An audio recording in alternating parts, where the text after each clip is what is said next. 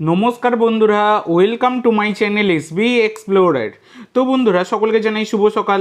তো যারা চ্যানেলে প্রথমবার এসেছো একটা করে সাবস্ক্রাইব করে দিও, ভিডিওটাকে একটা করে লাইক করে দিও। তো প্রথমেই যে আপডেটটা দিয়ে শুরু করতে চলেছি সেটা হচ্ছে 56 বছর বয়সী স্প্যানিশ কোচ কার্লেস কোয়াদ্রাদকে নিয়ে। তো এই কার্লেস কোয়াদ্রাদকে তোমরা সকলেই চেনো। একটা সময় ইস্ট বেঙ্গল এবং বেঙ্গালুরু এফসিতে কোচিং করিয়ে গেছেন এই কার্লেস কোয়াদ্রাদ, এবং আইএসএল থেকে যেমন ট্রফি জিতেছেন, আইএসএল কাপ জিতেছেন, তেমনই সুপার কাপও তিনি কিন্তু জিতেছিলেন ইস্ট বেঙ্গলের হয়ে। তো এবার ব্যাপার হচ্ছে কার্লেস কোয়াদ্রাদ তিনি কিন্তু বর্তমানে ফিলিপিন্সের জাতীয় দলের হেড কোচ হিসাবে নিযুক্ত হলেন। তো এটা কিন্তু তার জন্য একটা বড়ই সুখবর, এবং তার নাম ঘোষণাটাও কিন্তু হয়ে গেছে।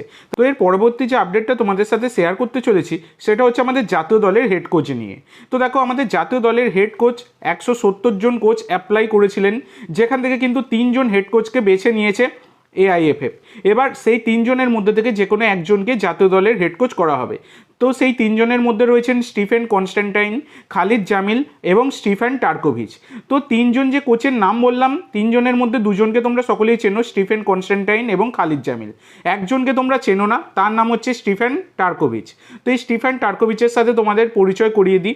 তো এই স্টিফেন টার্কোভিচ হচ্ছেন একজন 52 বছর বয়সী স্লোভাকিয়ার কোচ, যিনি বর্তমানে ফ্রি এজেন্ট রয়েছেন। তবে এর আগে তিনি কিন্তু কিরজিস্তানের জাতীয় দলের হেড কোচের পদে নিযুক্ত ছিলেন। তার আগে স্লোভাকিয়া জাতীয় দলের হেড কোচের পদেও তিনি কিন্তু নিযুক্ত ছিলেন। তো জাতীয় দল ম্যানেজ করার ক্ষমতা কিন্তু রয়েছে এই স্টিফেন টার্কোভিচের ওপর। তো এই স্টিফেন টার্কোভিচ, তার নামও শর্টলিস্ট করা হয়েছে। স্টিফেন কনস্ট্যান্টাইন, খালিদ জামিল এবং স্টিফেন টার্কোভিচ। তো এই 3 জনের মধ্যে কাকে হেড কোচ করলে আমাদের জাতীয় দলের জন্য বেস্ট হবে, অবশ্যই সকলে তোমরা কমেন্ট করে জানাতে ভুলো না। তো এর পরবর্তী যে আপডেটটা তোমাদের দিতে চলেছি সেটা হচ্ছে এই কিছুক্ষণ আগেই তোমাদেরকে যেমনটা জানালাম খালিদ জামিলের বিষয়টা।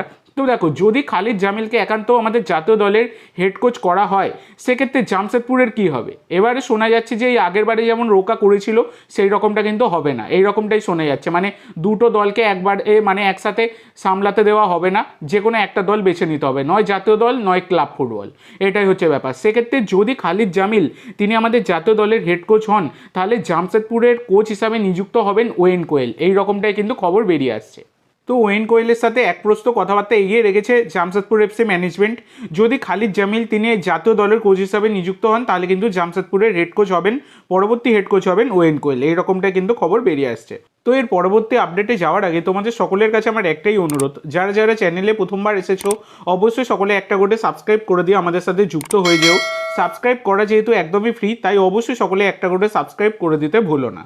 তো এর পরবর্তী যে আপডেটটা তোমাদের সাথে শেয়ার করতে চলেছি সেটা হচ্ছে, ইতিমধ্যে তোমাদেরকে আমি গতকালকে সন্ধ্যাবেলার ভিডিওতেই জানিয়ে দিয়েছি যে মোহনবাগান তাদের কিন্তু নতুন প্র্যাকটিস জার্সি এসেছে, প্র্যাকটিস কিট নতুন এসেছে মোহনবাগান প্লেয়ারদের জন্য। যে কিটটা আমি তোমাদের সাথে শেয়ারও করেছি, তোমরা সকলেই দেখেও নিয়েছিলে তার আগে। তো যাই হোক, এবার অনেকেরই মনে একটাই প্রশ্ন যে মোহনবাগানের কি তাহলে এবার নতুন জার্সি আসবে? তো দেখো, এই সম্ভাবনা কিন্তু উড়িয়ে দেওয়া যাচ্ছে না। গত সিজন অবধি মোহনবাগানের একরকম জার্সি ছিল, তবে এই সিজনে যেহেতু প্র্যাকটিস জার্সিটা চেঞ্জ হয়েছে, তাই একটা সম্ভাবনা থাকছে নতুন জার্সি আসার। তো এবার এটাই দেখার বিষয় যে মোহনবাগান এই সিজনে তারা নতুন জার্সি আনে কিনা। তো তোমাদের কি মনে হয় মোহনবাগান নতুন জার্সি আনবে কিনা, অবশ্যই সকলে কমেন্ট করে জানাতে ভুলো না। তো এর পরবর্তী যে আপডেটটা তোমাদের সাথে শেয়ার করতে চলেছি সেটা হচ্ছে, আজকে হচ্ছে 24শে জুলাই। আজ থেকে কিন্তু মোহনবাগানের সিনিয়র দলের প্লেয়াররা তারা প্র্যাকটিস শুরু করে দিচ্ছে। ইতিমধ্যে কলকাতায় লিস্টন কোলাসো, মনবীর সিং, বিশাল কাইত, দীপক টাংরি, আপুইয়া থাপা, অভিষেক সূর্যবংশী এরা সবাই কিন্তু চলে এসছে। তো আজকে বিকেল 4:30 থেকে নিউ টাউনের সেন্টার অফ এক্সেলেন্সের মাঠে কিন্তু অনুশীলন শুরু করে দেবে মোহনবাগানের সিনিয়র দলের প্লেয়াররা। তো আজকে থেকে কিন্তু মাঠে অনুশীলনে নেমে পড়বেন মোহনবাগানের নতুন প্লেয়ার অভিষেক টেকচাম সিং। তো এই অভিষেক সিং তিনি কিন্তু ইতিমধ্যে কলকাতায় এসে গেছেন, এবং তিনি যে কালকে জিম সেশনে গা ঘামিয়েছেন মোহনবাগানের সিনিয়র দলের প্লেয়ারদের সাথে, তারও কিন্তু ছবি ধরা পড়েছে। যেহেতু দেখো অ্যানাউন্সমেন্টটা হয়নি, তাই মোহনবাগানের সোশ্যাল মিডিয়া টিম তারা কিন্তু ছবিটা প্রকাশ্যে আনেনি, কিন্তু পিছনে একদম ওই যে দেখা যাচ্ছে দূরে দাঁড়িয়ে আছে, ওইটাই অভিষেক টেকচাম সিং। সেটা কিন্তু পরিষ্কার দেখাই হয়ে গেল। এবার মানে প্র্যাকটিসে মানে জিম সেশনে গা ঘামিয়ে ফেলেছেন, আজ থেকে কিন্তু মাঠে নেমে পড়বে। তো এবার দেখা যাক আজকে কোনো অ্যানাউন্সমেন্ট আসে কিনা মোহনবাগানের, এটাই কিন্তু এখন দেখার বিষয়। তো দেখা যাক এবার কি হয়। তো এর পরবর্তী এবং লাস্ট যে আপডেটটা তোমাদের সাথে শেয়ার করতে চলেছি সেটা একজন বিদেশিকে নিয়ে, যার নাম হচ্ছে লিয়াম পোলওর্থ।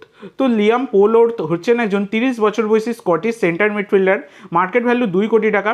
তো ইনি কিন্তু সেন্টার মিডফিল্ড ছাড়া অ্যাটাকিং মিডফিল্ড আর রাইট মিডফিল্ডে খেলতে পারেন। তো বর্তমানে তিনি কিন্তু স্কটিশ ফার্স্ট ডিভিশন ক্লাব কিলমার্কনক এফসিতে খেলছিলেন। তো এই কিলমার্কনক এখান থেকে কিন্তু মোহনবাগানে এসেছিলেন গ্রেগ স্টুয়ার্ট।